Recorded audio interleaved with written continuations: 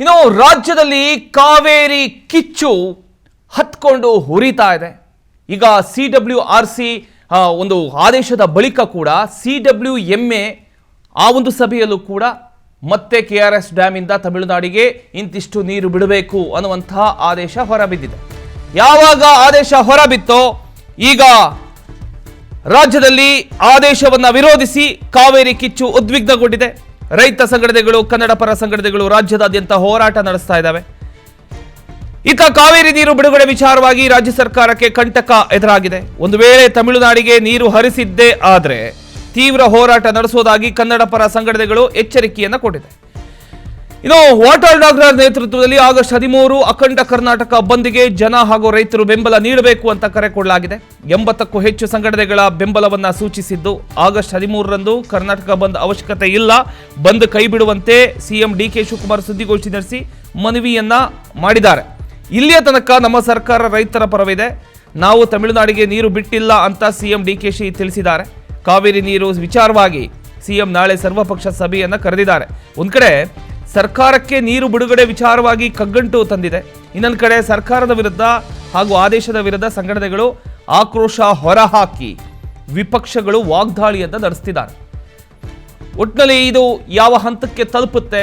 ಈಗ ವಾಟಾಳ್ ನಾಗರಾಜ್ ಅವರು ಕರೆ ಕೊಟ್ಟಿರೋ ಹಾಗೆ ಬಂದ್ ಆಗತ್ತಾ, ಅಥವಾ ಸಿಎಂ ಹೇಳಿದಾಗೆ ಈ ಬಂದನ್ನ ವಾಪಸ್ ಪಡ್ಕೊಂಡು ಏನೋ ಒಂದು ಸರ್ವಪಕ್ಷ ಸಭೆಯಲ್ಲಿ ತೀರ್ಮಾನ ಕೈಗೊಳ್ಳಲಾಗತ್ತಾ? ಎಲ್ಲವನ್ನ ಈಗ ಕಾದ್ ನೋಡಬೇಕಾಗಿದೆ.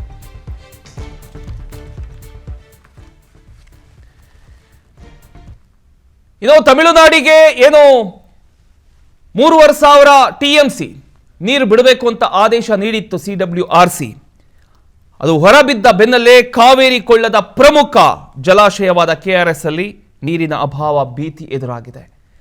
ಕಳೆದ ಒಂದು ವಾರದಿಂದ KRS ಡ್ಯಾಮ್ ನೀರಿನ ಮಟ್ಟ 90 ಅಡಿ ದಾಟಿದ್ರೂ ಸಹ ಸದ್ಯಕ್ಕೆ 92.85 ಅಡಿಯಲ್ಲೇ ಸ್ಥಿರವಾಗಿದೆ.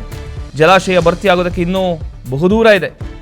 ಒಂದು ಕಡೆ ಮಳೆಯ ಕೊರತೆಯಿಂದ ಕಾವೇರಿ ಕೊಳ್ಳದ ಜಲಾಶಯಗಳು ಪೂರ್ಣ ಪ್ರಮಾಣದಲ್ಲಿ ಭರ್ತಿಯಾಗದೆ ಕಂಗೆಟ್ಟಿದ್ರೆ, ಇನ್ನೊಂದು ಕಡೆ ತಮಿಳುನಾಡಿಗೆ ನೀರು ಹರಿಸಬೇಕಾದ ಅನಿವಾರ್ಯತೆ ರಾಜ್ಯಕ್ಕೆ ಎದುರಾಗಿದೆ. ಆದರೆ ಕೃಷ್ಣಾ ಕೊಳ್ಳದ ಆಲಮಟ್ಟಿ ಹಾಗೂ ಕಾವೇರಿ ಕೊಳ್ಳದ ಕಬಿನಿ ಹಾಗೂ ಆರಂಗಿ ಜಲಾಶಯಗಳಿಗೆ ಉತ್ತಮ ಒಳಹರಿವು ಹೆಚ್ಚಾಗಿ ತುಂಬತಕ್ಕಂಥ ಹಂತಕ್ಕೆ ಭರ್ತಿಯಾಗಿದೆ. ಉತ್ತರ ಕರ್ನಾಟಕದ ಜೀವನಾಡಿಯಾಗಿರ್ತಕ್ಕಂಥ ಆಲಮಟ್ಟಿ ಜಲಾಶಯ ಬಹುತೇಕ ಭರ್ತಿಯಾಗಿರ್ತಕ್ಕಂಥದ್ದನ್ನು ನೀವು ಗಮನಿಸ್ತಾ ಇದ್ದೀರಿ. ಅಪಾರ ಪ್ರಮಾಣದ ನೀರನ್ನು ಹೊರಗೆ ಬಿಡಲಾಗ್ತಾ ಇದೆ. ವಯನಾಡು ಭಾಗದಲ್ಲಿ ಮಳೆ ಹೆಚ್ಚಾಗಿರುವುದರಿಂದ ಕಬಿನಿ ಭರ್ತಿಗೆ ಕೇವಲ 6 ಅಡಿ ಬಾಕಿ ಇದೆ ಅಷ್ಟೇ.